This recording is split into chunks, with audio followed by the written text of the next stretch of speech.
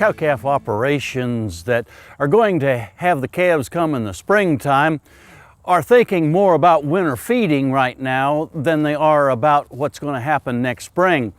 But I think this is a good time to look back at last spring during the calving season to see if there were some problems that we can prevent next spring. In particular, I'm thinking about neonatal calf diarrhea, often called calf scours. If we had a high incidence of calf scours in our herd last spring, now's the time to try to do something about it.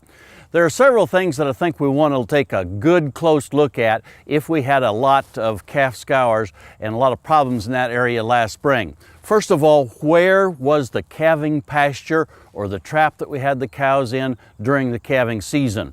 Was it one that we'd been using for years and years and perhaps was a little muddy, had a lot of muck and mud where pathogens could stay stored over a several year period of time and therefore reinfect newborn calves as they come along in February and March? If that's the case, we may want to look at trying to find another place still close to the headquarters where we can keep an eye on the cattle, but an area that is drier and gives us a chance to break that cycle of pathogens being stored in the mud and the straw and the manure.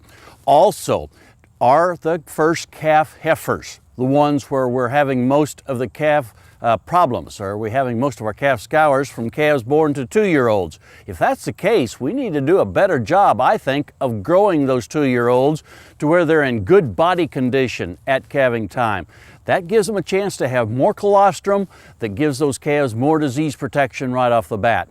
These kinds of management practices will help in the long run in terms of reducing the incidence of calf scours. If you had a real problem with it last year, visit with your local veterinarian now, because he or she may want to start you on a program of vaccinating the cows very much into the winter season so that the cows have a chance to build up some immunity that they can pass along to those calves in that first milk. That has to be done several weeks ahead of the calving season, so we need to start that particular procedure now. That's only a stopgap measure. I think some of these other management practices will be a bigger issue on down the road.